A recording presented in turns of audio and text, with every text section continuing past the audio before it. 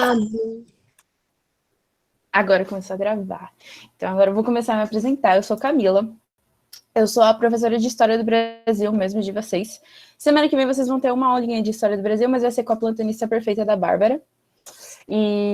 Mas quem vocês vão ver a carinha excessivamente durante o ano vai ser eu. Como eu estava falando, eu tenho uma relação pessoal com a História do Brasil, porque eu simplesmente adoro, e eu descobri o meu amor pela História do Brasil especificamente sendo ex-aluna do Arcadas, né? Eu fiz Arcadas em 2019, e, enfim, eu fiz com o professor antigo, que alguns conhecem, o Ale, ele era perfeito, e, assim, me ajudou muito a desenvolver o amor que eu tenho por História do Brasil real, e eu espero passar isso para vocês, sabe? Eu acho que a gente vai descobrindo tanta coisa sobre a história realmente do nosso país, obviamente, que, sabe, vai dando mais sentido às coisas que a gente está vivendo hoje e vai dando novas possibilidades. Enfim, eu acho que vocês vão ver isso ao longo do curso. Eu gosto de História do Brasil porque ele ainda é um curso de curiosidades, eu acho, acima de tudo, sabe? Você vai descobrindo umas coisas loucas que aconteceu, e enfim. Mas um pouco mais sobre eu. Sim, meu mapa astral é horrível, mas eu gosto do meu signo, eu gosto de ser virginiana. O perfeccionismo acaba com a minha saúde mental, mas para fazer as coisas dá um pouquinho certo. Tenho ascendente em Gêmeos, então eu falo bastante. Além disso, eu também tenho Lua Escorpião, que também é horrível, mas a gente vai lidando conforme a vida vai passando. Deus me defenderai. Mas enfim, né, gente? Senão eu vou transformar essa aula aqui em um desabafo, se eu for falar do meu mapa astral. Enfim, eu tô no segundo ano da Sanfran também, né? Eu fiz Arcadas em 2019. Aí eu consegui minha aprovação, passei no curso de Direito da USP. Aí ano passado eu fui caloura, mas eu me considero ainda caloura, porque, enfim, não tive a oportunidade de calorar de fato, né, nesse EAD. E agora eu tô entrando no segundo ano da Sanfran. Deixa eu ver o que mais. Para tirar dúvidas, à vontade. Por isso que eu deixei meus contatos aí, Facebook. Às vezes eu demoro um pouquinho para olhar o Messenger, mas também tem o WhatsApp e eu vou responder conforme as dúvidas que vocês tiverem. E a foto que eu tenho aí é uma foto da turma de 2019, que eu tô do fundão, porque eu sempre sentava no fundão. Adorava, às vezes até para dormir um pouco, porque eu trabalhava e ficava com muito sono. E é com o antigo professor de filosofia, que é o Pedro Gama, mas que agora tem o Arthur, né, que também é outro perfeito. Vamos seguir um pouco, né, com o assunto. Ai, gente, eu não consigo acompanhar as mensagens, infelizmente, porque o slide, infelizmente, ainda é um defeito meu, eu uso para guiar as minhas aulas também. Eu não sei ir falando assim sem olhar slide, e às vezes eu não consigo equilibrar. Ai, Cindy, você é perfeita. Conversei tanto com ela também. Sim, são tantas saudades presenciais, espero poder vê-los vocês esse ano. Mas, enfim, como que funcionam as aulas, né? Encontros semanais, mais monitoria. Eu não sei se vocês já ouviram falar sobre isso, né? Mas é algo novo para esse ano que a gente vai fazer algumas monitorias de humanidades. E, né, eu tô dentro de humanidades, então a gente vai falar de alguns assuntos, sabe? Tipo, por exemplo, Semana de 1922, que junta já com literatura e tal. E nossos encontros normais, né, para dar o conteúdo programático ao longo do ano. Eu trabalho com slides, né, que vocês estão vendo, resumos que foram feitos pelo antigo professor, o Ale, perfeito, e eu uso os resumos deles, são bem legais, bem objetivos, e também lista de questões de vestibulares. Então, assim, outra coisa, gente, para eu lembrar, eu amo a Semana de 1922, é perfeita, ainda mais juntando com literatura. Mas, enfim, nossa, eu esqueci o que eu ia falar. Mas vou seguir. As listas de questões vestibulares que eu passo, eu sempre passo umas 8 questões. Normalmente vão ser de FUVEST, Unicamp, para vocês treinarem mais o conteúdo, porque eu tento tratar isso nas minhas aulas, que o Enem é um pouco mais interpretativo do que FUVEST, Unicamp e esses outros vestibulares. Então, eu prefiro ir ensinando um método interpretativo lá para o final do ano, para vocês poderem vendo que às vezes dá para resolver uma questão facilmente, sem precisar saber o conteúdo, enquanto nessas questões mais de FUVEST, de Unicamp, de Unesp, você tem que saber um pouco mais do conteúdo. Então, vai ser mais focado nesses vestibulares principais e mais conteudistas. Outra coisa são as leituras complementares, que eu vou colocar num drive e vou disponibilizar o link. Como agora a gente está tendo uma arcada digital também, eu montei esse slide antes de ter acesso a ele, eu também vou colocar lá. O que são leituras complementares? Enfim, no nosso curso de História, ele é baseado em um livro, que é esse daqui.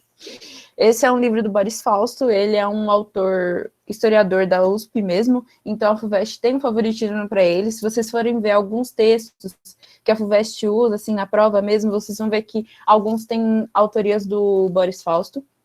E eu também uso muito O Brasil, uma Biografia, esses 2 livros. Por isso eu vou disponibilizar eles no Drive. Só que, assim, O Brasil é uma Biografia, ele é gigante, mas ele tem algo que eu adoro, que são fotos. Então, só um minutinho. Ele tem vários registros de, tipo, vários períodos, que é muito legal ter, tipo, visão, sabe? Tipo, eu acho que, às vezes, o visual é muito importante pra gente poder entender o período histórico que a gente está conversando, né? Às vezes é algo muito distante de nós, então a gente não consegue compreender direito as coisas. E aí é legal, se vocês quiserem dar uma olhada nessas imagens, enfim, eu vou deixar os livros. O História Concisa do Brasil não é um livro tão grande assim, então, assim, se vocês tiverem tempo e disponibilidade para ler, eu não vou dizer que eu não recomendo, eu recomendo muito. Eu li no meu ano de vestibular. Já o Brasil, uma Biografia, ele já é grandão, então não é tão recomendável assim. E Brasil, uma Biografia, eu adoro muito, porque ele é muito detalhado, de verdade, gente. Ele tem, tipo, 600 páginas. Ele é muito grosso, mas ele é muito detalhado e, tipo, realmente começa do início e ele vai até, tipo, o impeachment da Dilma.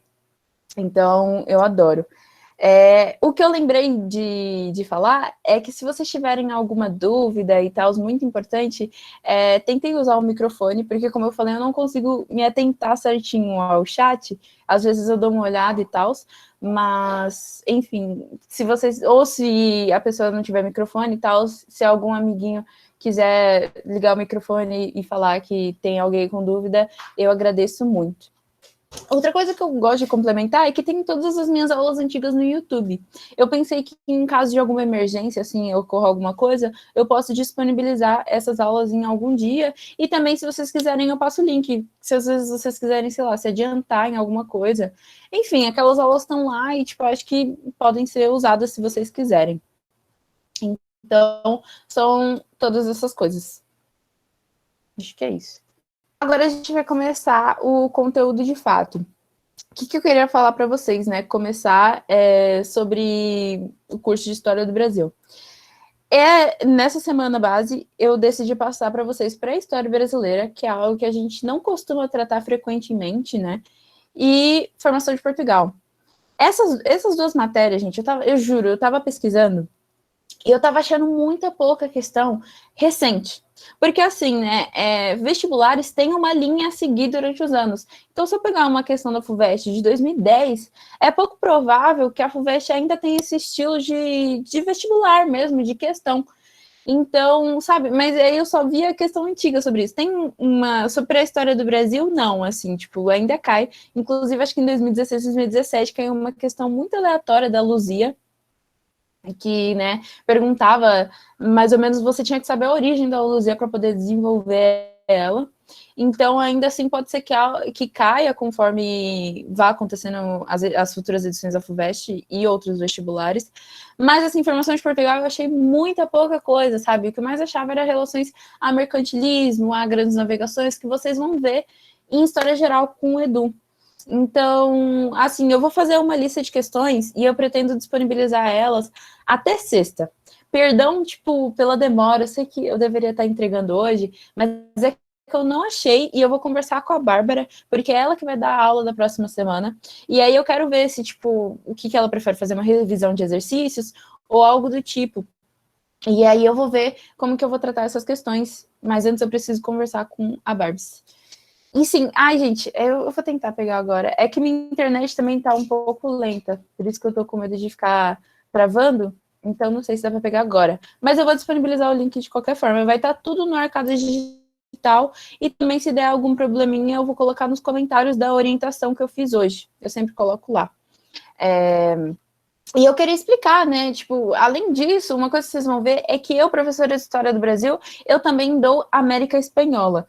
E o que é a América Espanhola, mais exatamente? A América Espanhola é o período de invasão dos espanhóis dentro da América em geral, né? Então, todos esses países ao nosso lado que falam línguas, né, hispânicas, ou espanhol, mais simplesmente, a gente vai tratar da história deles, então, dos povos maias, inclusive como eles chegam aqui, como eles se desenvolvem aqui, a invasão dos espanhóis, e a gente também fala até da América Latina no século XX. Eu dou todo esse conteúdo. Esse ano eu vou estar dando até Revolução Cubana, que o Edu passou para mim.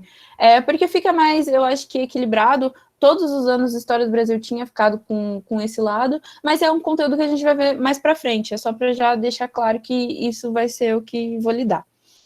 E, enfim, voltando ao assunto para a História do Brasil, eu quis tratar nessa Semana Base para vocês meio que entenderem, simplesmente. Eu acho que Semana Base não é nada mais do que isso, né? Para a gente pegar a base.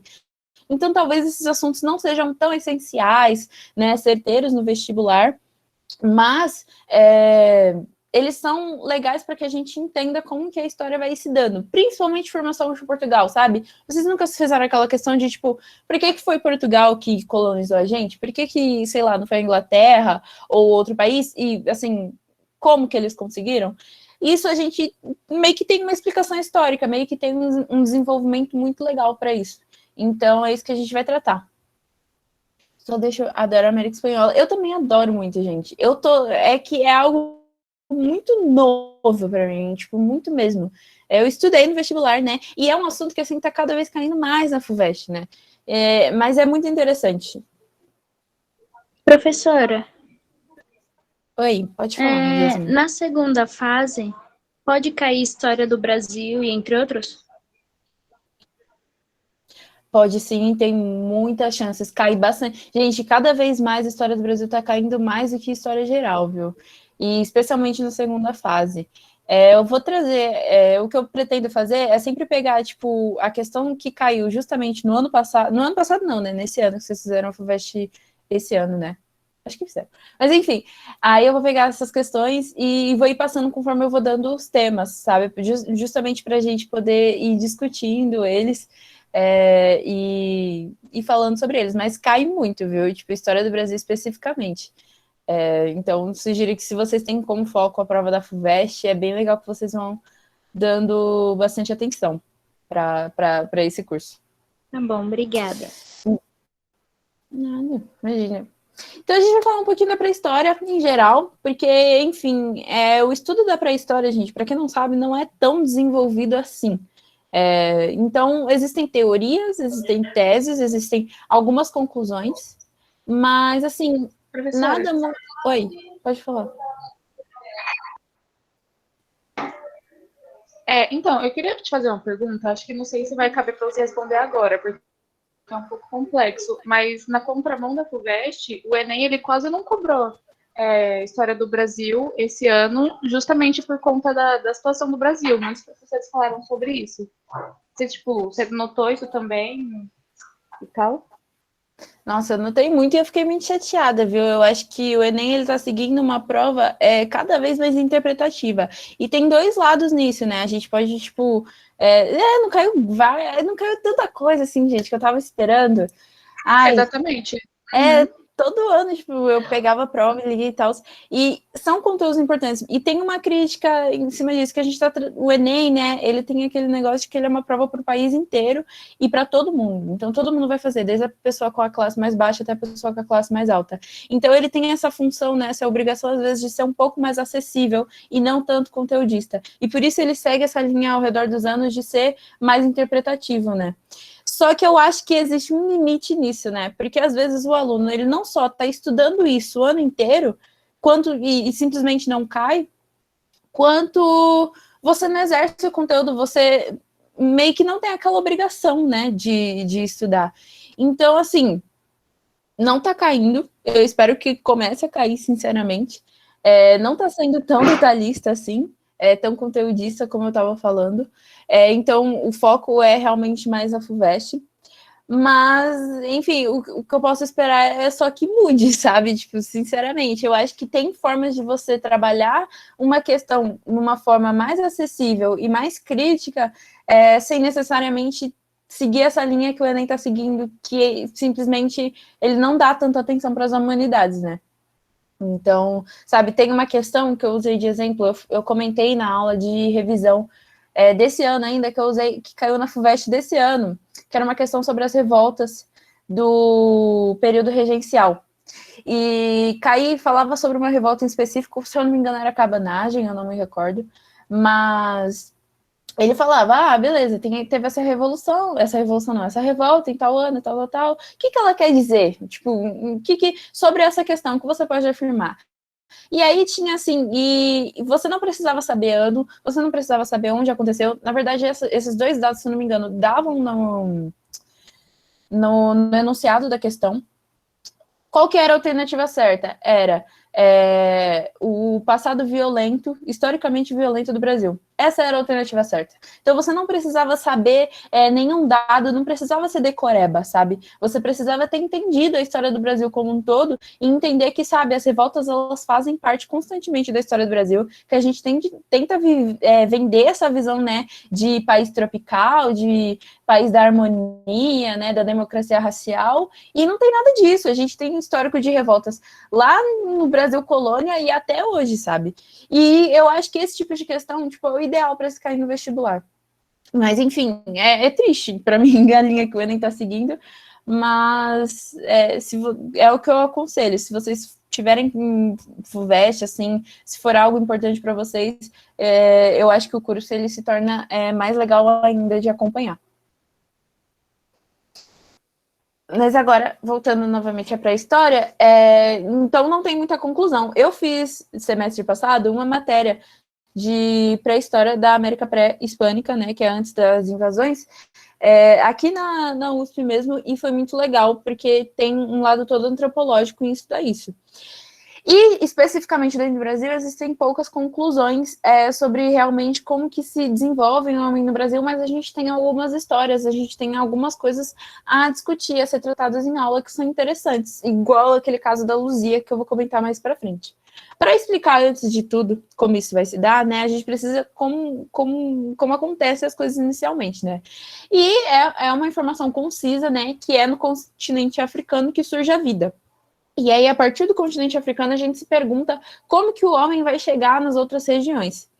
E, assim, não existe uma conclusão concreta de como a vida humana ela vai se expandir, né? Como que ela vai ir para os outros continentes.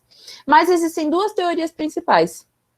Uma delas é a teoria Clovis, que é basicamente a teoria em que o homem ele chega aqui na Europa e ele atravessa esse Estreito de Bering, que é o nome do estreito propriamente. Então ele está aqui na Sibéria, ele atravessa esse Estreito de Bering e ele já chega na América, né? Que aí chega mais para Alasca. Inclusive essas setinhas mostram as rotas dos seres humanos para chegar.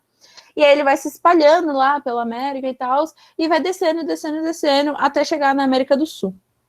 Também tem outra teoria muito famosa atualmente, sabe? Porque ela é um pouco mais recente, então ela meio que chegou para cancelar a Clovis, mas assim, as duas podem existir juntas ao mesmo tempo, não precisa ser uma rivalidade, que é a Malaio-Polinésia, em que o homem ele sai aqui da Europa, Ásia e tal, desce aqui, chega na Oceania, que é o território da Austrália atualmente, e num período específico em que a água do oceano estava mais baixa, mais baixa mesmo, tipo, a água baixou, eles conseguem atravessar através de canoas e chegar na América do Sul. Por que a Clovis foi deixada um pouco para trás? Porque acharam, né, a teoria Clovis, ela dá o nome a uma espécie humana chamada Clovis, mesmo a cultura Clovis, e existem algumas armas específicas que eles produzem lá na América e que foi encontrado em vários sítios arqueológicos. Sítios arqueológicos são lugares em que os cientistas, né, historiadores estudam vem se tem algo muito antigo e etc.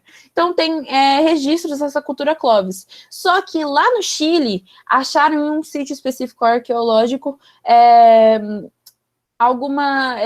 outros registros de vida humana muito antiga e muito anterior à teoria Clovis. Então, por isso, meio que surgiu essa teoria justamente Malaio-Polinésia, porque ele atravessa aqui e ele chega justamente no Chile, que, para quem não sabe, fica mais ou menos nessa região.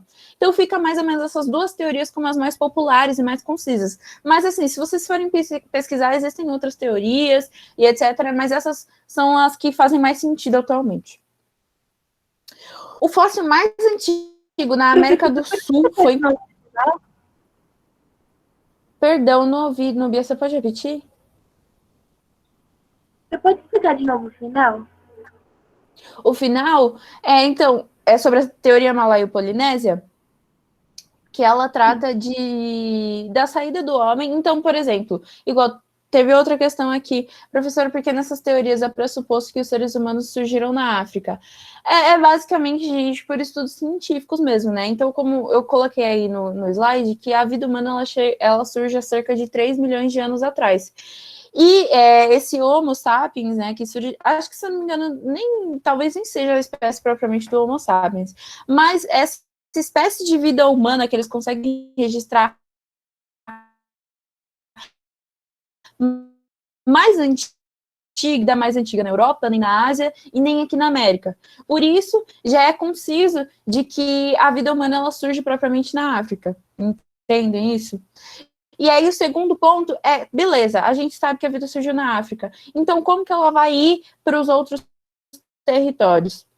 Ela vai se espalhando. Então, a África ela tem uma certa conexão com a Europa, então já é mais fácil o acesso. Só que como que ela chega nos outros territórios, como a América e Oceania propriamente? É essas fotos que eu estava situando aqui. Então, mano, ele tem duas teorias muito mais populares. Como eu falei, existem outras, mas essas são as mais concisas e que, assim, existem meio que provas. Então, nesses sítios arqueológicos, a gente acha algumas coisas, tipo, a cultura Clovis, ele tem meio que uma certa arma, que é uma lança, que tem um formato específico de quem era da cultura Clovis e montava. Então, a gente sabe que essas pessoas existiram, né? Porque tem que ter alguém para fazer essa lança.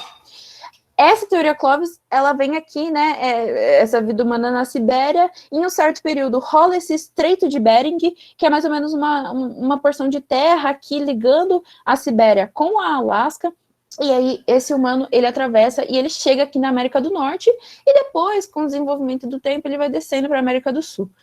A outra teoria que eu estava falando, que é a última, é a Malaio-Polinésia, que é, por exemplo, o ser humano chegou na Europa, Ásia, tanto faz, e ele chega aqui na Oceania, que é o território da Austrália, como eu estava comentando. Num certo período muito específico da Terra, a água começa a baixar e começa a diminuir e fica muito mais rasa no Oceano Pacífico. Então, esses humanos que estão lá na Oceania, eles conseguem desenvolver canoas, mais ou menos, e conseguem atravessar o oceano, chegando até a América do Sul diretamente. Como eu falei, a Malaio-Polinésia, ela é agora uma das principais, porque acharam em sítios arqueológicos lá no Chile lanças, armas, né, registros científicos de vida humana que eles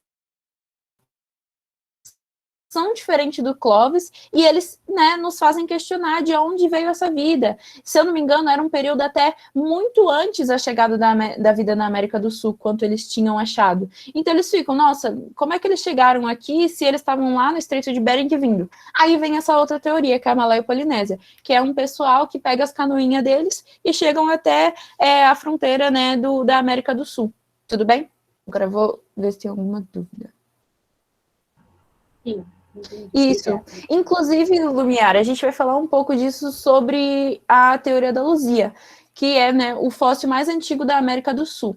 Ah, você não está falando do sítio arqueológico do Chile? Sim, ele é antigo, só que ele embate lá toda a cultura Clovis. Já esse, a gente não sabe direito como surgiu. Ele foi encontrado aqui no Brasil nos anos 70, teve uma parceria entre arqueólogos brasileiros e franceses e tal, eles vieram para cá, e em Minas Gerais, num sítio arqueológico chamado Lapa do Santo, que fica na região da Lagoa Santa, eles encontraram um fóssil. Eles achavam justamente provável encontrar vida humana lá, o registro de vida humana antiga lá, justamente porque os humanos, eles gostavam, né, de ficar perto de lagoas, né, que é para se hidratar e etc.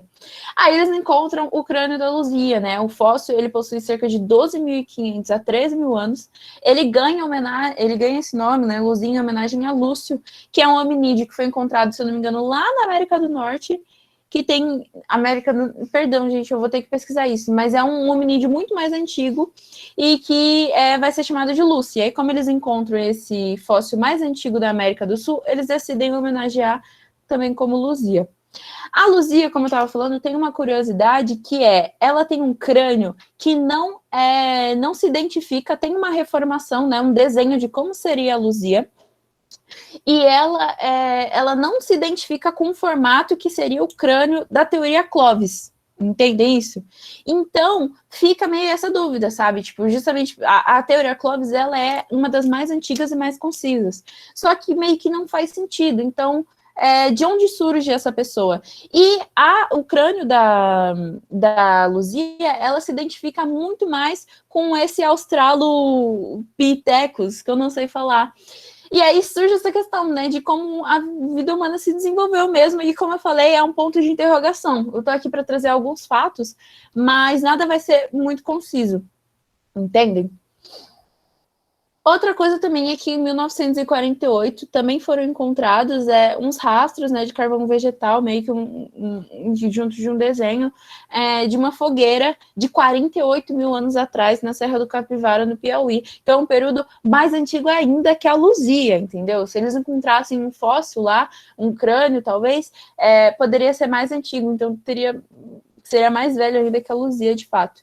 A Luzia ainda tem aquele fato, né, de que ele estava no museu que pegou fogo no Rio de Janeiro, e, enfim, né, teve todo aquele abandono do governo para dar auxílio, e ele foi um crânio que foi queimado lá, né, junto com o incêndio, e ainda assim conseguiu resistir. Eles conseguiram recuperar o crânio da Luzia e guardar em outro lugar. E foi uma questão que eu falei que caiu na FUVEST, se eu não me engano, em 2016, 2017, que tratava justamente disso, que falava, olha só, a Luzia conseguiu resistir ao incêndio do Museu do Rio de Janeiro. Onde é que ela foi achada? E essa era a questão, simplesmente. Não caía nada de pré-história no Brasil, e você tinha que meio que saber isso, sabe? Algumas alternativas falaram que era uma posse de Dom Pedro I, não sei o quê, e não, ele foi encontrado lá nos anos 70. Vim para o próximo slide. Apesar da pré-história, né, ela não ser um estudo completamente desvendado e conciso, né, como eu estou repetindo para vocês ao longo da aula, existem alguns povos descobertos que viveram em terras brasileiras. Então, existem algumas culturas que a gente foi pegando uma dica ali, um registro ali e tal, e fomos vendo que existiam alguns grupos de pessoas que ficavam por aqui na região brasileira, a maioria pelo sul. Tem duas culturas que eu vou falar aqui. A cultura Umbu, ela surge há cerca de 12 a 13 mil anos, e ela trata de uma cultura de caçadores e coletores nômades. Então, para lembrar, né, o nomadismo é aquela cultura em que as pessoas elas não se fixam em nenhum território. Elas vão indo de um lado para o outro, então elas se fixam em um território, comem todo o gado que existe lá, todos os animais, usam de todos os recursos agropecuários e de agricultura, mesmo que tem lá, quando acaba, eles vão para outro lugar. Essa cultura, ela habitava entre os pampas gaúchos, né, então, como eu falei, aqui no sul, mas também entre Uruguai e Argentina, e eles costumavam utilizar flechas de pedra lascada e boleadeiras, que são o que eu coloquei aqui. Inserir aqui como um dos símbolos. Vocês vão ver que muitas culturas pré-históricas, elas são definidas pelas armas, pelas flechas, pelas lanças, essas coisas que eles deixam para trás, mais do que fóssil propriamente, entendem? Os outros povos, né, cultura, enfim, são os sambaquis, que eles viveram entre 2 a 8 mil anos atrás, e eles eram povos caçadores que estavam em processo de semi-nomadização. Então, é um pessoal que está começando a se fixar na terra, está começando a iniciar uma cultura sedentária. E esse povo, ele tinha como tradição, né, a gente já pode até ver como uma tradição funerária, que é enterrar os mortos em acumulações de conchas, e eles os cobriam de vermelho também. Mas era comum entre os povos sambaquis fazer a acumulação de conchas naturalmente. O diferencial dessa tradição funerária é cobrir de vermelho. Então, em muitos lugares vocês vão ver, o que a gente chama de sambaqui normalmente. O povo foi chamado de sambaqui porque sambaqui é o nome da acumulação de concha, como eu deixei aí na imagem. Ok?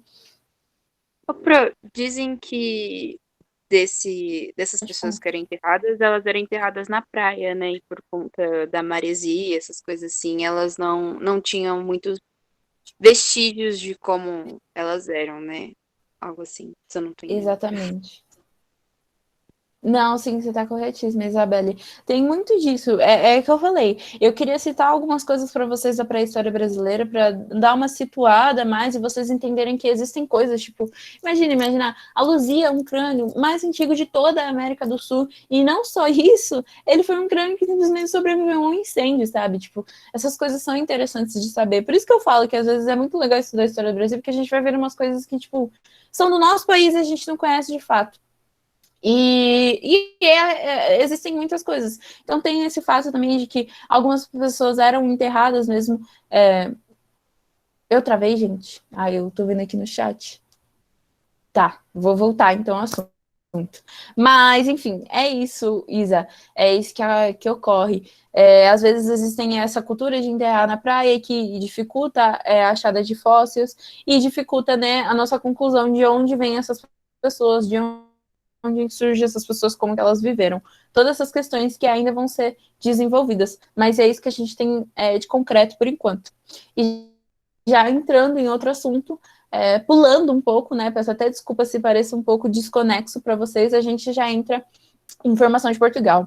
Pelo horário, eu tô vendo, eu acho que não vai dar tempo de passar tudo, mas semana que vem vocês continuam o assunto com a Bárbara.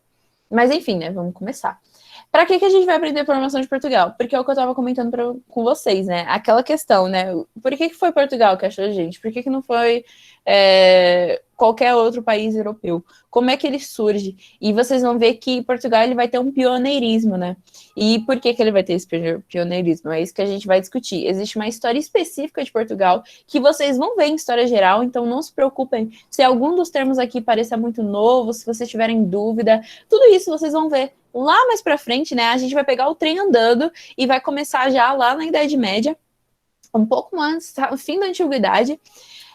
Então, como eu falei, a gente vai pegar o trem andando, mas são conteúdos em geral que vocês vão rever na aula de História Geral. Só que aqui a gente vai especificar um pouco para a história da formação de Portugal mesmo. Mas, enfim, para explicar uma coisa, vocês precisam saber que a história da humanidade ela se divide desse modo: pré-história, antiguidade, Idade Média, Moderna e Contemporânea. A gente aborda os assuntos mais ou menos a partir da Idade Média, por isso que eu deixei em negrito.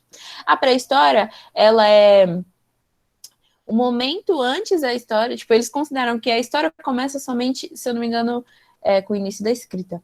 Mas, enfim, uma coisa que a gente precisa já começar é que no mais alto, assim, no auge do Império Romano, eles ocupam uma boa parte da Europa, do norte da África e da Ásia, como está aqui nesse mapa. Aqui seria a África, aqui já é o início da Ásia, né? E aqui é uma boa parte da Europa, como eu estava comentando. De maneira a se constituir no entorno do Mar Mediterrâneo, né? Que é esse território aqui. E, por consequência, eles vão ocupar uma região chamada Península Ibérica, que corresponde aos territórios que hoje são Portugal e Espanha. Península Ibérica é esse território aqui. O que é uma península? É uma região que é cheia de água por todos os lados, menos um. Então, ele é igual à Itália, por exemplo. Tem a Península Itálica, que é essa região, está cheia de água por todos os lados, menos um. Aqui é a mesma coisa, cheia de água por todos os lados, menos um. Para se referir a Portugal e Espanha, a gente chama de Península Ibérica muitas vezes. Mas aí agora, o que vocês sabem? Que o Império Romano ocupou uma parte expressiva da Europa, né? E, por consequência, Portugal e Espanha. Só que, né, tem um momento que o Império Romano começa a cair, começa a sofrer invasões e todo esse tipo de coisa. No meio dessa crise, a população que estava sofrendo muito com as migrações bárbaras, né? Bárbaras é um termo que o Império Romano vai dar a todo mundo que é de fora, então todo mundo que não fala a língua deles é bárbaro. E eles estavam com muito medo dessas migrações bárbaras, então não sei se vocês já viram, por exemplo, a série Vikings, que eles começam a invadir os territórios lá, então é essa cultura dos vikings mesmo, entre outros bárbaros, são várias culturas, mas principalmente a gente conhece os vikings. Eles estavam com muito medo dessas invasões e tal, e aí eles vão recorrer aos grandes proprietários de terra. E nessa relação, os grandes proprietários, eles vão ser de proteção, então eles vão falar, beleza, eu vou te proteger dessas invasões bárbaras, e eu vou te dar terras para cultivar, para você poder se alimentar e tal, mas você vai ter que prestar serviços para a vida toda, e os seus filhos, e os filhos dos seus filhos, e os filhos dos seus filhos dos seus filhos. E você nunca vai poder transferir isso ou sair dessas terras. Você está preso a este território e prestando serviços a mim. Então, essas relações eu acho que vocês vão conhecer depois como feudalismo, né? Entre aquela relação entre suzerano e vassalo. Mas só para vocês entenderem o contexto, vocês não precisam decorar títulos agora. As migrações, elas vão permanecer, então vai ocorrer várias invasões, ou migrações, gente, vocês podem chamar assim, porque a gente chama de descobrimento do Brasil, mas no final é invasão. Por que lá para eles são invasões e não migrações? Então, tem essas questões nas palavras. Então, eu posso chamar dos dois jeitos. As migrações, elas vão permanecer durante anos, assim, e vão gerar várias guerras, inclusive guerras pequenas em cada território, até os séculos 9 e 10. Nesse meio tempo, também vai ocorrer a expansão do Império Muçulmano pela Europa. Então, o Império Muçulmano, ele vai surgir lá no norte da África e ele vai começar a subir lá para a Europa. Isso é muito importante. No século XIV, a gente também tem a peste bubônica e o crescimento da fome. Decorem esse negócio da expansão do Império Muçulmano. Então, eu estava falando dos vikings e tal, mas também tem o Império Muçulmano subindo, invadindo certos territórios. Inclusive, aqui é toda a região que eles invadem, toda a região em amarelo aqui. Eles saem daqui, eles conseguem pegar todo esse território da Pérsia e ó que região eles invadiram aqui. Mas enfim, como eu estava falando, século XIV, a gente já pula, né, uns 400 anos, a gente tem a peste bubônica, que é a peste negra, e o crescimento da fome. A peste bubônica, ela mata 1/3 da população, mas ainda assim, como surge o sistema feudal, as pessoas começam a ficar mais seguras dentro de casa. E conforme elas vão ficando mais seguras, elas vão se reproduzindo, porque ninguém morre, né? Os bárbaros não matam ninguém, desde que você esteja junto com o seu sucerano, junto do seu chefe, enfim. E assim, vai tendo muita gente para um território e vai tendo pouca coisa para produzir. E, enfim, no século XV, a estrutura produtiva, ela começa a se transformar. Então, assim, as coisas que eram, de fato, a estrutura produtiva, o que usavam para produzir as coisas, desde roupa, comida e etc., vai começar a mudar. O artesanato, por exemplo, começa a ser substituído pela manufatura. O artesanato mandava só uma pessoa lá fazendo roupa. E a burguesia, né, que são aqueles comerciantes que ficam nos burgos vendendo as coisas, começam a se consolidar. Então, eles começam a ficar mais ricos, começam a ficar com um pouco mais de grana para poder se consolidar de fato. Eles são uma classe agora mais concisa. Estados nacionais e a expansão marítima. Vocês viram que a estrutura produtiva vai começar a mudar. Então, vai haver a necessidade de uma coisa, que é o Estado Nacional. O Estado Nacional, ele é um projeto de centralização política.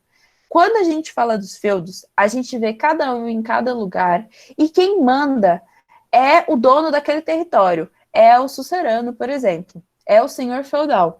Ele manda em tudo que vai acontecer lá, e não adianta, às vezes poderia até existir um rei naquela época, mas ninguém obedecia a ele. O que importava era esse sistema feudal de fato. Vai surgir, então vão começar a surgir esses estados nacionais, como eu estava comentando. Ele vai centralizar, porque agora um território gigante que tinha 500 feudos, e cada um se autocoordenava, vai ter que responder a uma pessoa.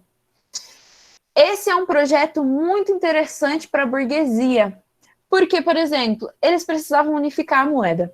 Como é que funcionava se você ia num burgo e tal era a moeda, e depois você ia em outro burgo e era outra moeda?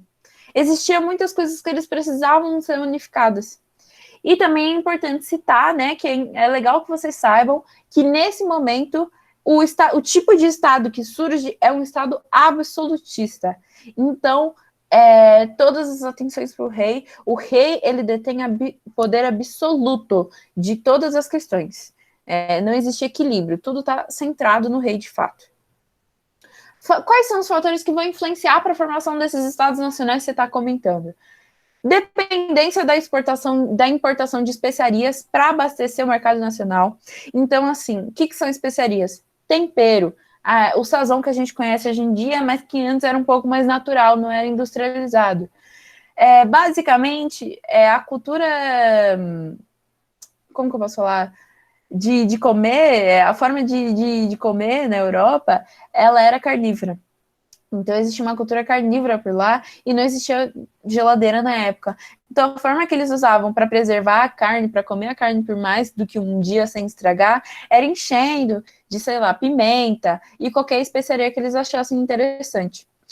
Então, eles gostavam muito, era algo muito popular por toda a Europa. Só que você só conseguia especiarias boas e legais lá na Índia, que ficava lá na Ásia. Mas, enfim, vou seguir.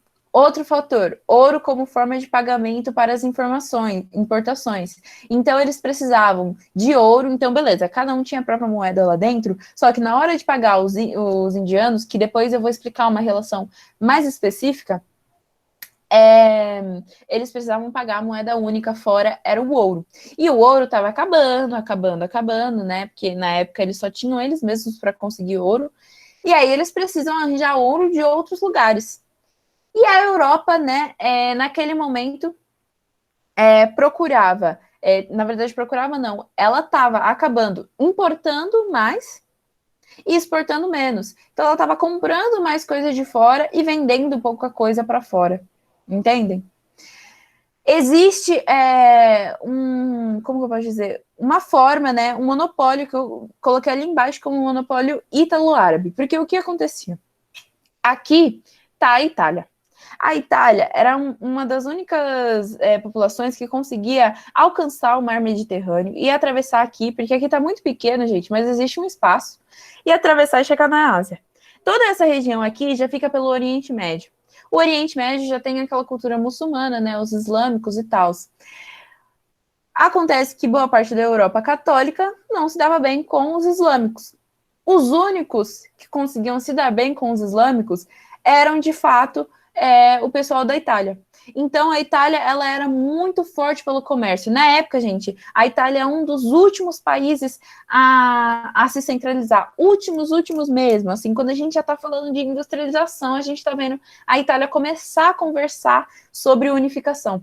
Isso, então, na época, era Gênova, Veneza, esses lugares espalhados, assim, que se autocoordenavam e que eram muito populares no comércio. Inclusive, Maquiavel, ele é um dos autores que justamente vai tentar escrever sobre, né, tipo, a Itália precisa unificar e para isso a gente precisa de um príncipe. Entendem isso? Por isso que o príncipe tem que ser tão forte assim quanto o Maquiavel descreve. Mas enfim, esse não é o assunto. A Itália, ela tinha esse monopólio porque era o único que conversava com os árabes. Os árabes conseguiam chegar até a Índia. Então, beleza. Se na Índia a especiaria custa, sei lá, 50 euros e chega nos árabes, os árabes vão lá, buscam da Índia, eles cobram agora 75 euros, vamos colocar uma taxa de 25. Aí chega lá na Itália, a Itália fala, beleza, a gente vai vender por 100 euros, vamos colocar uma taxa nossa de 25. Vocês veem que chega muito mais caro? Então, os europeus ficam tipo, putz, a gente precisa achar uma forma de alcançar a Ásia sem né, quebrando com esse monopólio ítalo-árabe. Então, assim, esses fatores que influenciam para a formação dos Estados nacionais, eles levam ao quê? Uma busca por novas fontes fornecedoras de ouro. Então, assim, o foco não é só na Índia, mas também uma busca de uma rota direta para a Ásia, né? Para romper com esse monopólio que estava acontecendo e que estava botando um monte de taxa lá e tudo. Não era tão interessante mais. Qual que é a consequência? A expansão marítima. Aí a gente vai especificar para o pioneirismo português na expansão marítima. Mas antes a gente precisa voltar um pouquinho. Você pode falar um pouquinho mais devagar, é que tá bugando a minha cabeça. Tá bom. Você tem dúvida em algo? Não, eu tô entendendo. É que como eu vou anotando e associando a minha cabeça, não tá funcionando muito. Tá bom? Não, tranquilo. Eu falo um pouco rápido mesmo, vocês precisam me dar esse toque às vezes.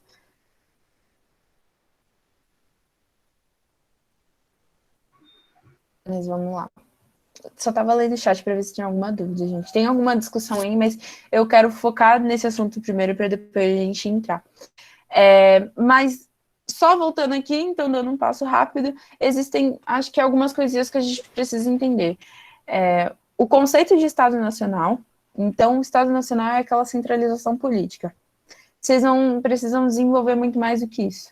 E não só isso, o Estado que eles vão adotar nessa época é um Estado absolutista, que é um rei que detém todos os poderes, todos.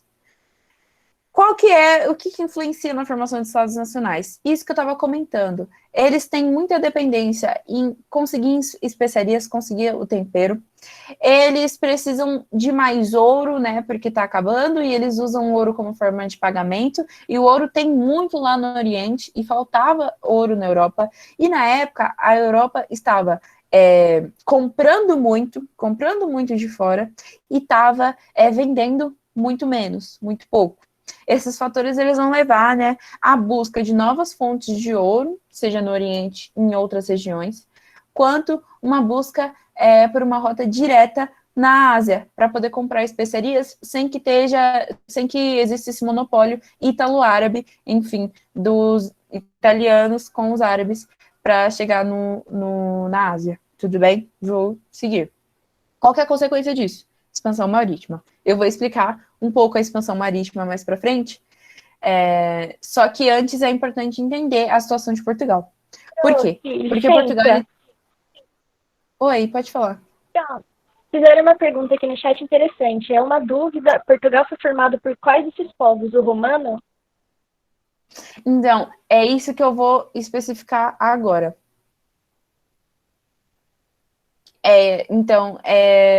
Vamos lá. O que vai acontecer? Algo muito específico em Portugal que não vai acontecer em outras regiões. Eu falei lá do Império Romano e tal, o Império Romano vai começar a quebrar, vai começar a cair, não vai conseguir garantir a segurança de todo mundo, vai ter caos, eles vão ser invadidos por vários bárbaros. Um dos mais populares são os vikings. Mas o que a gente tem em específico na Península Ibérica é a invasão do Império Muçulmano, que surge lá no norte da África e que vai invadindo outros lugares. Como eu comentei, ele vai um pouco mais para o oeste, então ele chega lá na Pérsia e tal. E o que vai acontecer em Portugal? Uma precoce centralização política, porque eles vão ser invadidos não só por, sei lá, vikings, eles vão ser invadidos por pessoas com uma religião totalmente diferente da deles, que são os islâmicos, o islamismo, enfim.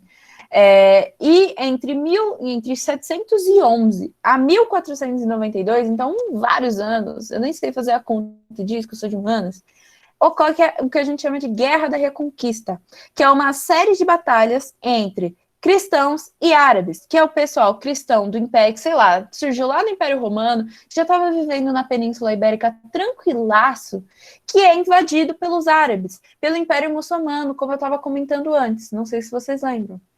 Espero que sim. O território da Península Ibérica, antes dominado por europeus cristãos, tinha sido invadido pelos árabes. E assim, durante séculos vai ocorrer inúmeros confrontos. É uma guerra da reconquista, mas vai ser constante, viu, gente? Então não vai ser, tipo, todo dia eles indo para a guerra. Não. Um dia é uma batalha ali, outro dia é uma batalha aqui. Eles vão indo reconquistando esse território. Para reconquistar esse território e ter uma resposta militar concisa e ameaçadora de fato, eles vão precisar se unir. Então, durante a Guerra da Reconquista, tinha um rei, que era o Henrique de Borgonha. Não, perdão, não era o Henrique de Borgonha, não. Desculpa, gente. Mas tinha um rei, eu nem anotei o nome dele, mas esse rei, ele coordenava todo o lado militar dessa região. E em um período, ele vai dar a Henrique de Borgonha, perdão pelo erro, o condado de Portugal. Mas vai ser só um condado, não vai ser um país. Então, na época, a Península Ibérica era todo um país. Depois de algumas desavenças, o filho do Henrique, Afonso I era o nome do filho do Henrique, vai declarar a independência de Portugal. E só em 1179 o Papa vai falar, beleza, tá certo, eu vou declarar oficial. Entendem isso? Então tá tendo batalhas, enquanto isso acontece algumas coisas, que é o rei... Oi. Eu perdi um pouco, você pode voltar da parte assim, Portugal eram meio que vários povos, e aí com a invasão muçulmana, eles tiveram que se unir para expulsar os muçulmanos do território, é isso? Ou eles se uniram com outro país, tipo a Espanha? Não, tá tudo isso. Então, é que só tem uma coisa. Naquela época não existe aquela distinção clara entre portugueses e espanhóis. É toda aquela região que eu falei da península que se une para expulsar.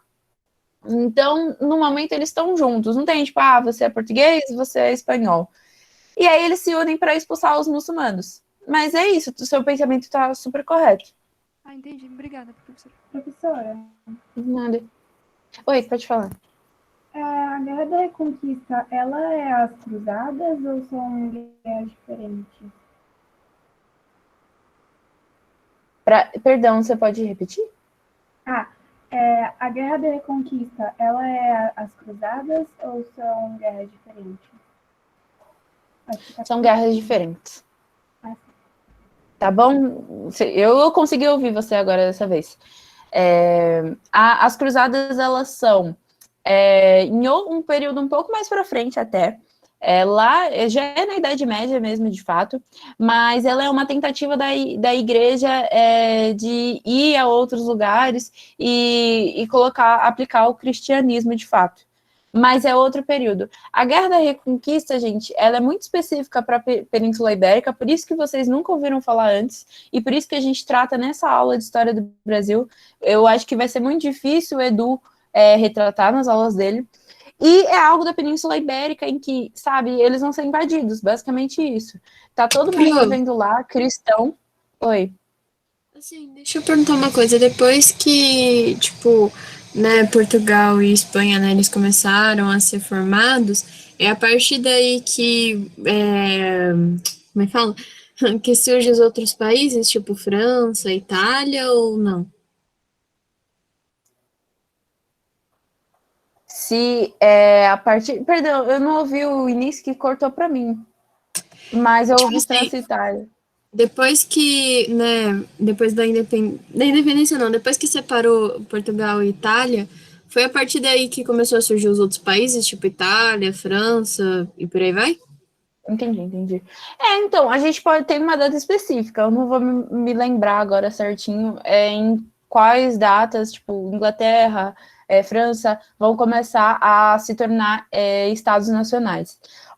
Portugal e Espanha têm essa singularidade de serem os primeiros. Então, com certeza, eles vão ser pioneiros nisso, eles vão ter feito isso um pouco antes. Professora, pode ser que... Só aproveitando vou sobre... isso. Ai, meu Deus, travou. Pode falar. Sim, tem uma pergunta no chat perguntando se é agora que entra o pioneirismo português, nesse momento. Sim, exatamente. É isso que eu tô justamente falando agora. Pioneirismo português, ele se destaca por ser um dos primeiros lugares a formar país, a formar um Estado nacional, um Estado absolutista que eu estava comentando com vocês. Entendem isso? Então, justamente complementa com a questão da Lorena, que é o fato de que, como que eu posso dizer, Portugal e Espanha vão surgir antes. Então, realmente, a formalidade, gente, Estado nacional, como Estado absolutista, nesse formato, surge primeiro na Espanha e em Portugal. É por isso que o pioneirismo português entra agora. A gente está focando em Portugal porque é ele que vai colonizar o Brasil. Mas é legal que vocês comecem a entender que a gente sempre vai ser muito semelhante com a história da Espanha. Porque, enfim, são dois países, um conectado ao outro. Vocês estão vendo agora que, por exemplo, o Condado de Portugal, né, que antes nem era só país, o Condado de Portugal, na época da Guerra de Reconquista, foi dado pelo rei de toda a Península Ibérica. Entendem?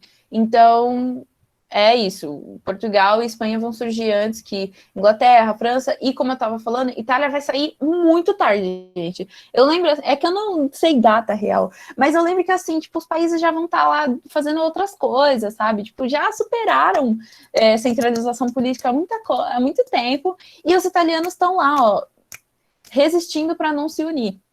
E é isso que eu estava falando. Alguém poderia perguntar se é por isso que português e espanhol são tão semelhantes? Também. Eu não vou saber isso exatamente, tipo, isso é muito antigo. Mas sim, tem toda aquela influência de ser do Império Romano, aí junta aquelas duas pessoas, aí vem do lado do latim, e aí surge porque a razão da semelhança entre as duas línguas, assim, tem sentido. Eu só não vou saber, tipo, exatamente como, onde surge de tal, exatamente. E a Itália vai se unificar muito tarde, gente, como eu tava falando. Tipo, aí os autores vão começar a fazer vários livros, tipo, tal pessoa tem que fazer isso. Como eu tava dando exemplo, é o Maquiavel, o príncipe, né? Ele fala que o príncipe, né? Se ele tem que escolher entre ser amado ou temido, é melhor ser temido, não sei o quê. Porque eles precisam de um príncipe que resolva aquela bagunça que é a Itália, entendem? Por isso que a Itália vai desenvolver muita coisa sobre Estado Nacional na filosofia. Podem falar isso com o Arthur até. Mas, enfim, vou voltar ao pioneirismo de português. De Portugal, perdão. Portugal, ele lá em 700, gente, tipo, é muito antigo. Vai estar numa guerra e constantes batalhas. Aqui, ali, no norte, no sul, no leste, oeste, vai estar lá lutando, pá. Eles precisam nomear alguém para coordenar essa resposta militar. Precisam. Eles vão nomear um rei. Esse rei está lá dominando toda a Península Ibérica, sem ter distinção entre Portugal e Espanha. Chega um momento que ele fala, beleza, eu vou dar a Henrique de Borgonha, que é um soldado muito bom, ele estava na Guerra da Reconquista, inclusive o rei, porque o rei, nesse momento, ele existe por causa dessa resposta militar, então todo mundo lá é comandante militar. O Henrique de Borgonha, ele tá se dando muito bem nessa Guerra da Reconquista. Eles estão quase ganhando, gente. Isso é lá pro fim, sabe? Ó. Em 1179, o Papa aprova o negócio. Em 1400 acaba. Se a gente... 300 anos, é muito mesmo. Mas se considerar que tá desde 700 em guerra, é ainda um tempo considerável. Então, assim, lá no meio, quando eles já estão quase começando a ganhar e pá, ele fala, beleza, eu vou dar esse condado, vou formar um condado aqui de Portugal e vou dar esse condado para Henrique de Borgonha. Vai passar um tempo, o Henrique vai ter um filho, o Afonso I, e o Afonso I vai declarar a independência de Portugal. Ele vai ter umas desavenças com esse rei e vai falar, não, acabou por aqui, agora a gente é independente. Aqui tem um mapa do lado, ó, que marca esse condado portugalense, ó. Aqui, por exemplo, são territórios que eles já estão conseguindo conquistar e que eles estão vindo reconquistar estes territórios, por isso, Guerra da Reconquista. Vai ter a independência de Portugal, mas eles continuam unidos para continuar expulsando muçulmanos, porque eles veem a necessidade disso, né? Como eu estou comentando com vocês. Aí a gente vai falar de algumas linhagens. Aqui também, para pontuar, tem as setinhas de quanto eles vão avançando e quanto eles vão conquistando cada vez mais aqueles territórios. Ok? E aí a gente tem algumas dinastias. Dinastias é tipo a linhagem do rei. A primeira é a de Borgonha, que vai de 1140 a 1383. Antes até da Guerra da Reconquista acabar. É importante dizer, para vocês terem uma noção, que as guerras, elas vão diminuindo. As guerras não, né? As batalhas, elas vão diminuindo. Então, se antes eram muitas, vai começando a acabar, sabe? Todo mundo vai começar a ficar fraca, né, gente? Porque uma guerra que dura o quê? Não sei, 700 anos, não tem o mesmo nível de força todo o tempo. Então vai começando a ficar um bagulho mais fraco e eles conseguem começar a coordenar outras coisas, né? Inclusive a independência. E aí tem a primeira dinastia, né? Que começa no Henrique de Borgonha e vai indo até 1383.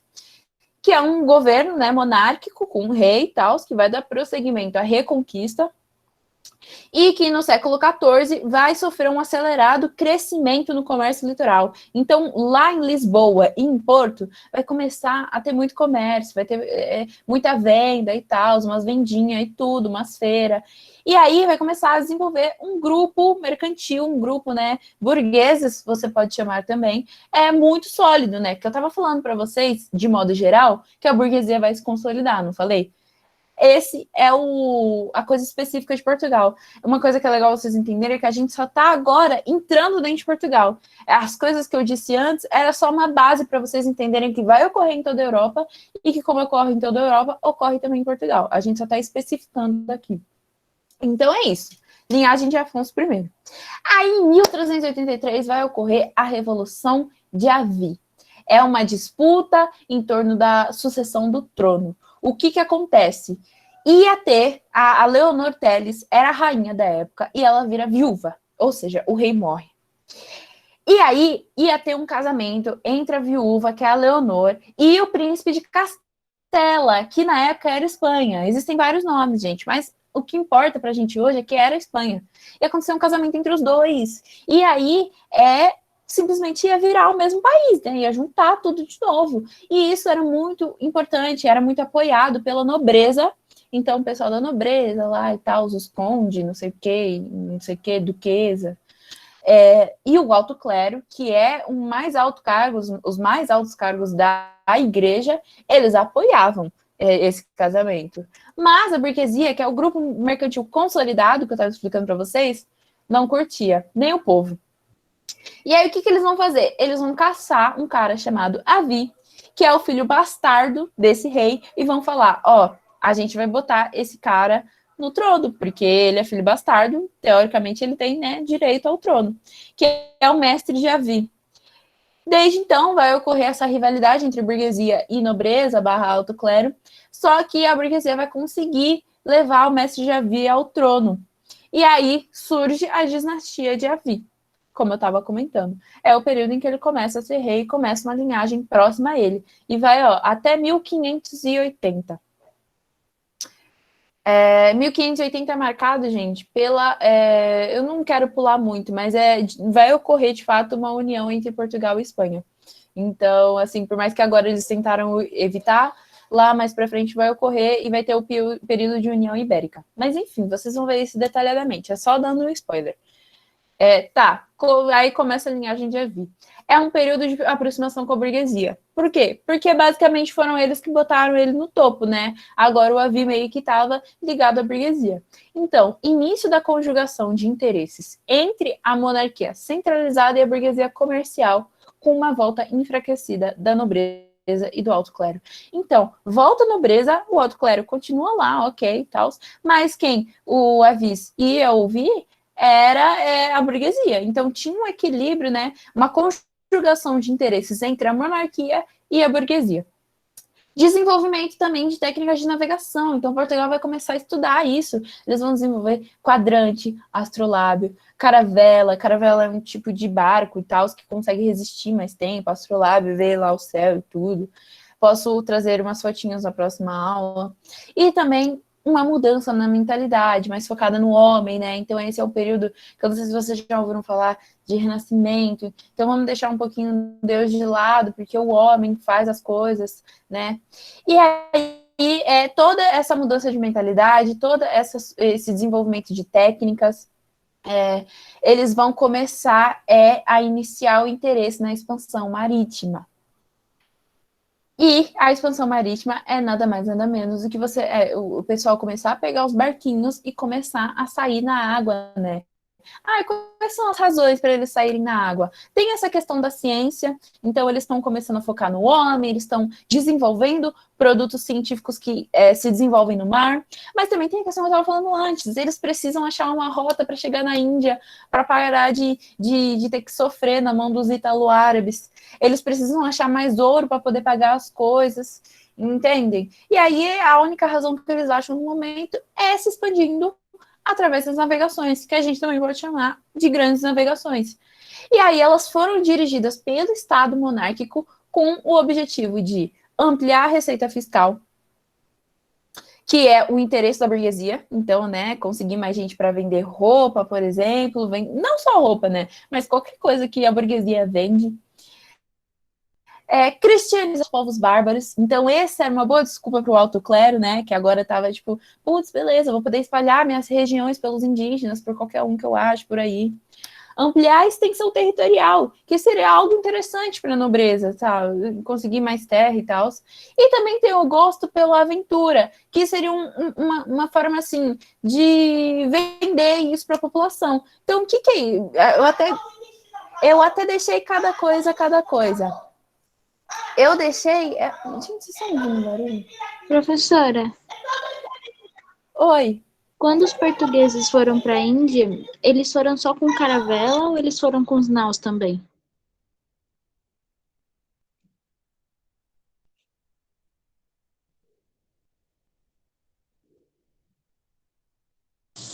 Professora, você tá mutada.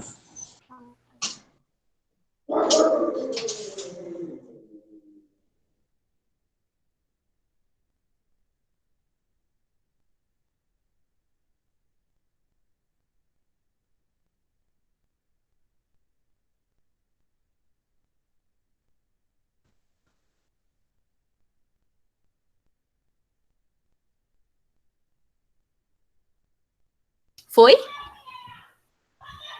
Professora, repete, por favor. Você ficou mutada. Tá, só um minutinho. Então, eu vou ter que pesquisar essa questão. Eu acho que foi com o que fosse. Se eu não me engano, as caravelas, elas eram um pouco mais resistentes, só que elas eram menores, né? E aí eu vou ter que dar uma olhada no que foi mais conveniente e aí vou pesquisar. Gente, vocês Tá estão bom, conseguindo me professora. ver? É que eu tive que reiniciar tudo aqui. Porque o meu microfone às vezes cai.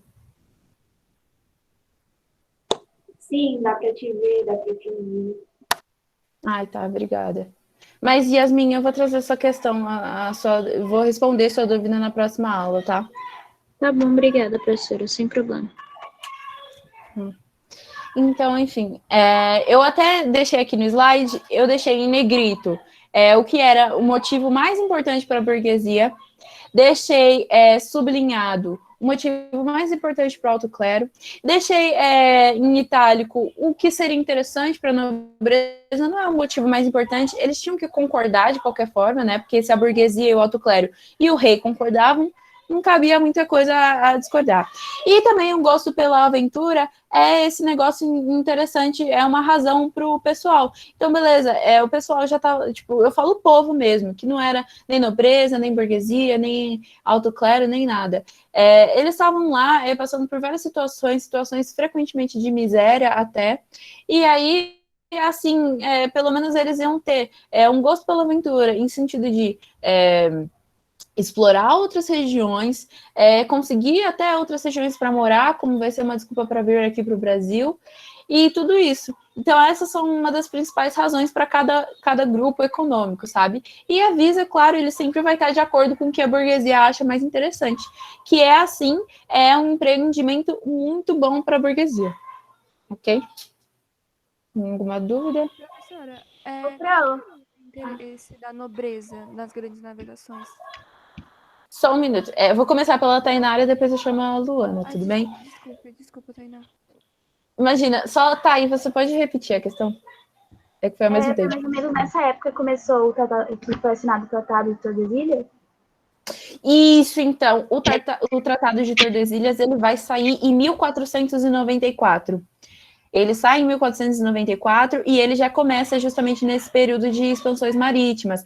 É engraçado dizer que a Espanha e nem o Brasil não, Portugal nem tinha chegado no Brasil ainda, mas eles já tinham dividido aquele território lá, né, a 380 léguas do leste de Cabo Verde. Eu vou falar isso na próxima aula, de fato, que aí a gente vai conversar Brasil Colônia, aí eu vou falar mais do Tratado de Tordesilhas, tudo bem?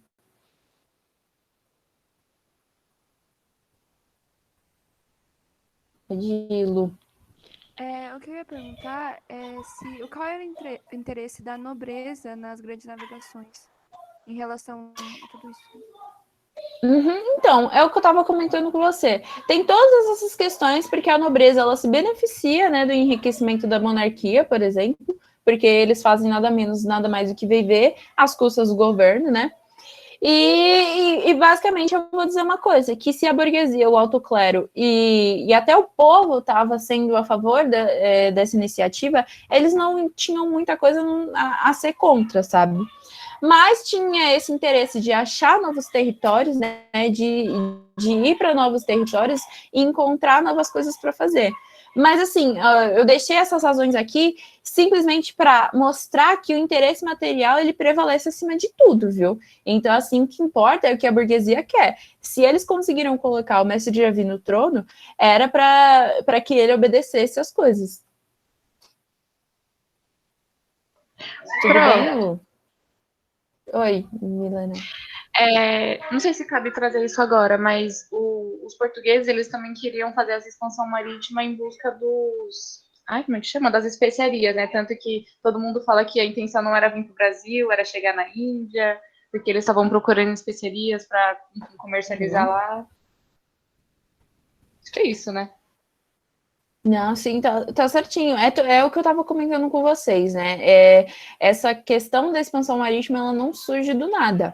Ela vem de várias razões. Uma delas era a que a gente estava comentando, de existir um hábito alimentar muito forte de se alimentar de carne lá, e eles precisavam temperar essa carne, porque não existia geladeira lá, eles precisavam de algum lugar. Não só isso de especiarias, eles gostavam muito de tecidos como seda, por exemplo. Então, assim, tudo, o paraíso estava na Índia e eles precisavam alcançar a Índia de alguma forma para poder não só chegar lá, comprar os produtos e vender, como, né, poder tirar esse monopólio ítalo-árabe que eu estava comentando, né, que só os italianos e os árabes conseguiam fazer esse comércio da Índia. Então, assim, a prioridade dos portugueses era encontrar a Índia a todo momento. Quando eles pegam o Brasil e até começam a colonizar o Brasil, eles estão cagando. Eles estão fazendo porque eles simplesmente não querem não querem perder um território. Mas o foco é a Índia. O foco até começar tipo, todos os países chegarem na Índia e a Inglaterra colonizar lá, eles ainda estão muito focados na Índia. Aí depois que eles começam a achar o Brasil muito enriquecedor, principalmente com a plantação de cana. Total. Eu acho que demorou 30 anos, né, até eles começarem a olhar para o Brasil de fato, porque até então eles só queriam pôr o Brasil, porque só tava aquela tinta vermelha, etc. Mas era só isso mesmo que eu queria trazer. Exatamente. Lê, você tem algo para falar? Porque você levantou a mão. Então, Camis, deixa eu te perguntar, qual que foi o benefício do como chama? Da burguesia, junto com o Avis, de juntar também a nobreza e o alto clero? Foi ter riquezas também, já que, ou ter meio que, sei lá, renome, não sei. Uhum. Então, basicamente, as expansões marítimas, elas são um empreendimento muito caro. Você pegar pessoas, assim, enorme quantidade, né? Porque precisava de muita gente para conseguir pegar as coisas assim que chegasse na Índia. É um empreendimento muito caro. Tipo, todo mundo fica, beleza, você vai gastar dinheiro do governo com isso? Como assim? Então, até hoje, né, quando a gente tem alguma coisa para fazer no nosso governo, é legal, né? Às vezes a gente está no governo lixo, mas é legal, seria dever dos nossos comandantes dar uma razão do porquê que a gente deveria fazer. E aí, naquele período, essa é uma das razões que eles tentam propagar. Então, assim, por que beleza, vamos supor, só a burguesia quer. Mas vamos supor que o alto clero faz de tudo para não conseguir, porque ele não quer. A gente precisa achar uma razão para todo mundo sair no benefício, todo mundo sair super ok com esse empreendimento. E aí tem todas essas razões que eu estava comentando. Então, beleza, para a burguesia, só queria ampliar a receita fiscal. E é isso que vai prevalecer. A burguesia é uma classe muito consolidada nesse momento, que vocês vão ver que depois de um tempo vai ser protagonista, né? E aí esse interesse é um interesse que prevalece de longe. Mas ainda assim existem outras coisas boas. O alto clero vai conseguir cristianizar mais gente. A nobreza vai conseguir conquistar mais territórios. Às vezes um rei pode me dar aquele território, entendeu? Mas ainda assim, como eu falei, é importante que vocês tenham em mente que o que prevalece é o interesse material. Tudo bem?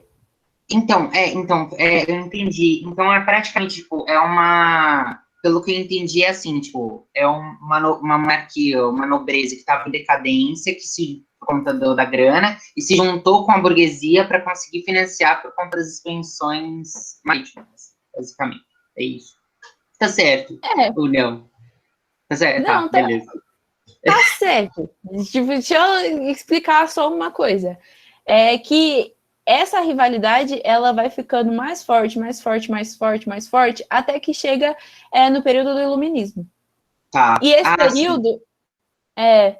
esse período, ele é um pouco mais para frente, sabe? Então, naquela época, já não era algo tão conciso, mas existia algo certeiro, que a burguesia era uma classe com muito dinheiro, a burguesia era a classe que tinha botado o rei lá, tanto que a nobreza queria outra pessoa no lugar, e a gente está vendo agora a burguesia ganhar, né? Então, na Revolução de Havia, meio que a burguesia saiu a vencedora, e aí meio que, tipo, é o que tem, sabe? Tem um lado positivo nisso, esse é o nosso rei, a gente tem que meio que apoiar ele, entende isso? Sim, fechou. Mas Valeu. o seu raciocínio tá certo, sim.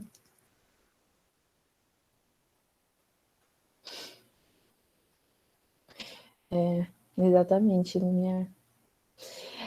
Mas então, eu tava dando essas razões, porque às vezes pode cair sim em FUVEST, viu, gente? Cair, tipo, nossa, mas quais são as razões para eles entrarem nas grandes navegações? Por que era interessante para a burguesia? Aí é legal vocês falarem, porque eles iam ampliar a receita fiscal, o alto clero ia cristianizar, gostava de cristianizar os povos bárbaros, a nobreza tinha interesse pela ampliação da extensão territorial. Esses são os maiores benefícios que eles viam e que o governo vendia na época, para que isso fosse algo mais ok. Mas o rei poderia fazer mesmo se ele quisesse? Poderia. Mas é legal que o seu povo tivesse em acordo com isso, para que, tipo, ele pudesse pelo menos ter gente para mandar no navio, porque não era ele que ia ir sozinho, né, gente? Na época, eu juro, gente, vocês vão ter uma contextualizada muito maior disso na aula de história geral. Mas na época, eles achavam que existiam monstros, sabe? Tipo, tem um lugar que se chama Cabo da Boa Esperança. Hoje em dia fica lá na África, bem na pontinha da África, mas que ela meio que contextualizavam, falavam antes era Cabo da Tormenta, eu acho, que falavam que se você atravessasse aquele cabo, fosse um pouco mais para baixo, você ia morrer, porque lá era cheio de monstro, era cheio de todos os monstros marítimos que vocês pudessem imaginar, só existia coisa ruim lá e você ia morrer, ninguém que atravessasse o Cabo das Tormentas voltaria vivo. E aí tem um momento, né, da história, eu vou até passar para o próximo slide, que tem um mapinha, aqui, ó, o Cabo das Tormentas, tem um momento em que Bartolomeu Dias foi um dos primeiros que consegue, de fato, chegar ao Cabo das Tormentas. E ele vê que não tem nada disso, de monstro, de não sei o que, não sei o que. E aí todo mundo fica, maravilha, tudo isso. Então, aqui a gente vai falar só sobre mais ou menos os passinhos de Portugal durante a expansão marítima, só para vocês terem uma noção. Então, eles vão conquistar Ceuta em 1415, ó, Ceuta logo aqui, ó, eles ainda estão no início da caminhada. Gil Eines vai ultrapassar o Cabo Bojador, Bartolomeu Dias vai, né, atravessar o Cabo da Boa Esperança, que eu tava falando, que já é, tipo, uma grande conquista, gente. Quando eles conseguem chegar no Cabo da Boa Esperança, eles falam, uau, maravilha. E é um marco, né, para a entrada no Oceano Índico e, consequentemente, na região da Ásia, né, que posteriormente vai romper com o monopólio de especiarias ítalo-árabe, como eu estava comentando com você. Mas aqui tinha outras trilhas, obviamente, né, tem Pedro Álvares Cabral chegando aqui em Porto Seguro, né, e depois ainda sai e vai para a Índia. Tem aqui o trajeto de Vasco da Gama, que é o que consegue chegar na Índia. Tem muito tempo depois, esse do Pedro de Covilha, quando eles conseguem acessar o mar Mediterrâneo. Ai, Camila, por que eles não fizeram isso antes? Porque o mar Mediterrâneo, ele era muito dominado pela região do Oriente Médio, pelos árabes. Então, antes, aquele monopólio ítalo-árabe detinha. Então, Vasco da Gama vai chegar em Calicut, na Índia, em 1498, vai assumir o controle do comércio de especiarias, e eles vão conseguir até chegar no Japão e na China em 1540, 1630, e eles vão iniciar o século cristão, porque eles vão chegar lá no Japão e na Índia e vão começar a cristianizar, pelo menos tentar cristianizar aqueles povos. E na América, né, a gente tem a história de Cabral, né, avistando a terra brasileira em 21 de abril de 1500, é algo que a gente pode discutir muito sobre essa invasão / descobrimento, né, porque, enfim, como que, se eles falaram que eles descobriram, assim, sem querer o Brasil, como é que eles antes estavam fechando o Tratado de Tordesilhas? Se eles nem sabiam que existia, então. Tem várias coisas, assim, várias questões, tem fofocas que dizem que sim, ele já tinha ido lá antes, só que ele pegou e voltou e falou, não, vou deixar oficial, né, vou registrar como oficial. Enfim, tem várias fofoquinhas que a gente pode discutir no Brasil Colônia, que a gente vai ter, se eu não me engano, depois da Semana Básica, que é quando a gente inicia o curso de História do Brasil de fato. Uma coisa importante, né, para o curso de História, e que é legal que vocês saibam, é que Portugal nunca vai conseguir, de fato, não nesse período, colonizar a África naquela região. Então, Ceuta, por exemplo, Cabo Bojador e tal, toda essa região aqui, por aí, que Portugal vai circundar para poder chegar na Ásia, eles não vão conseguir invadir, colonizar de fato. O que eles vão fazer? Eles vão instalar o que a gente chama de feitorias ou entrepostos comerciais, vocês podem chamar do jeito que vocês quiserem, os dois jeitos estão certos. E essas feitorias vão ter consenso dos governos locais. Então, é como se eles colocassem duas guaritas lá, sei lá, várias guaritas, na verdade, em cada lugar que eles chegavam. E essas feitorias, elas vão estabelecer um sistema popular de trocas. E aí vai trocar pelo quê? Por várias coisas que Portugal vai ter sobrando na época. Então, pode ser, por exemplo, o tabaco, que eles vão conseguir lá no Brasil Colônia, já estou pulando um pouquinho. Mas, enfim, eles vão fazer várias trocas e isso vai viabilizará o tráfico de escravizados em larga escala. Então, é assim que eles vão conseguir comprar escravizados. É instalando essas feitorias, chegando nessas feitorias, e teria alguém lá para vender já esses escravizados.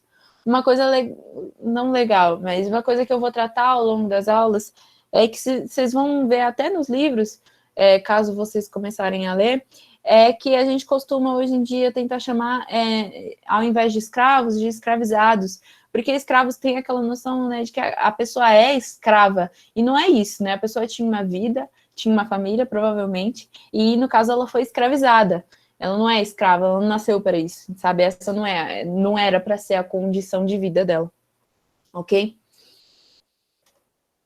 Aqui a gente já está chegando no fim da aula, 3h30, então, deixa eu ver.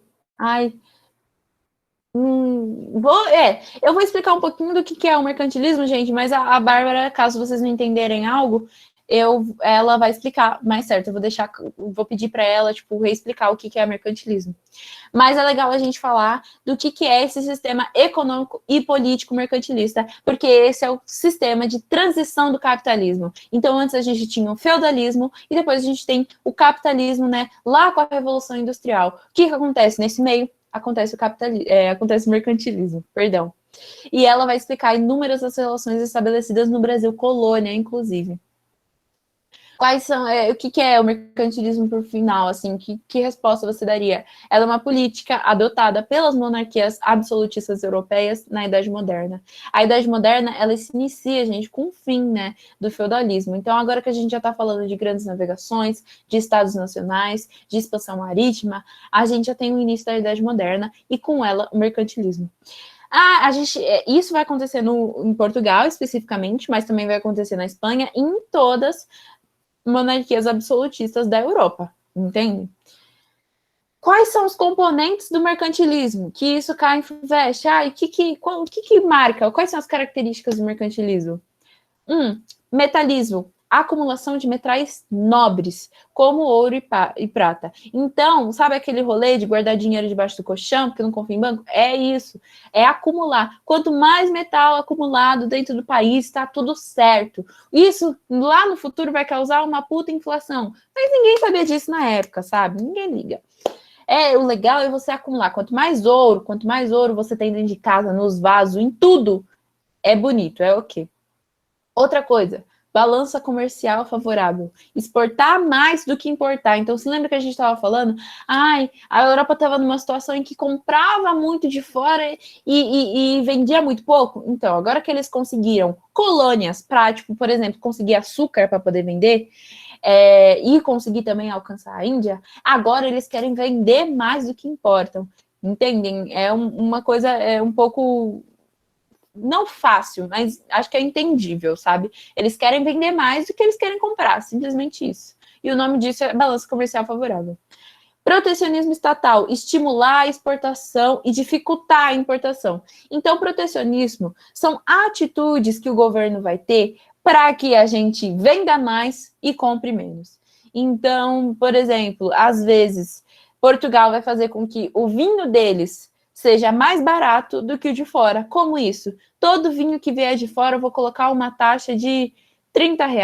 Então, se o vinho português custa 50, todos os vinhos de fora, qualquer um, vai custar 80. Qual que você vai comprar? Mais barato. Então, você estimula a exportação, dificulta a importação. Entende isso? Então, eles aplicam impostos em coisas estrangeiras, por exemplo.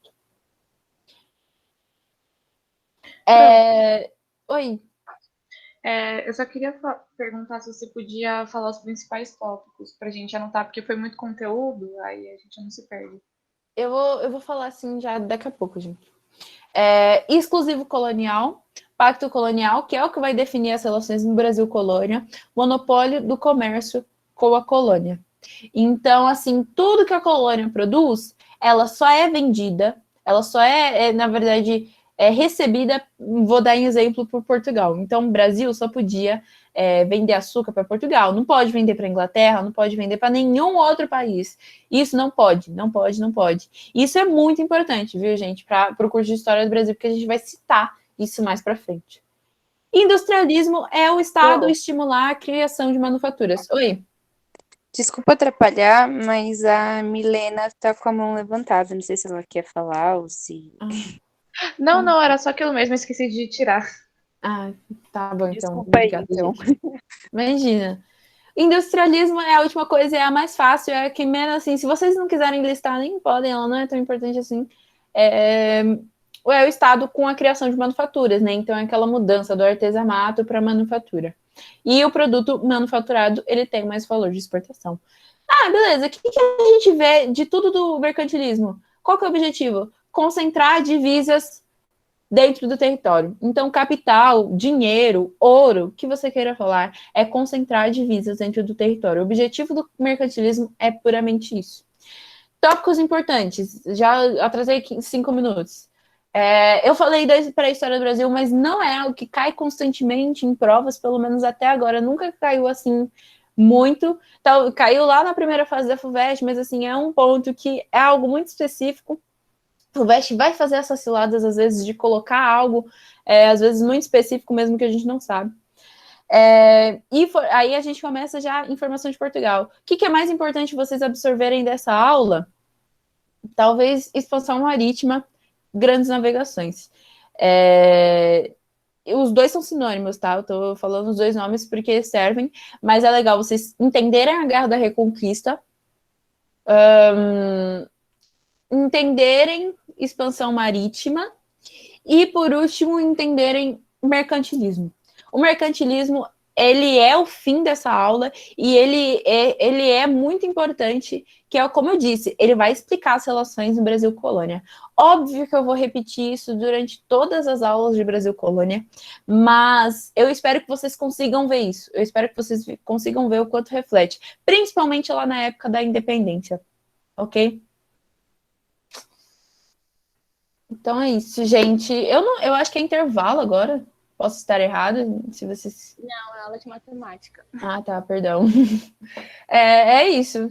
Eu não sei se agora realmente eu tô igual a Joana. Eu não sei se o professor vai entrar aqui. Não, é gravado. A matemática é gravada hoje. Gravada, verdade. Então tá bom, gente. Muito obrigada. Perdão pelo atraso, vou tentar melhorar nas próximas vezes. Vou ir um pouco mais lento. Oi. Você vai disponibilizar esses slides? Vou sim, vou. Então, como eu estava falando, eu vou colocar esses slides agora que a aula acabou, vou parar de gravar, inclusive, e, enfim, vou postar junto com a aula os slides de material, e até sexta eu vou mandar uma lista de questões se vocês quiserem fazer para a aula da Bárbara, ok? Tá bom, obrigada. Não,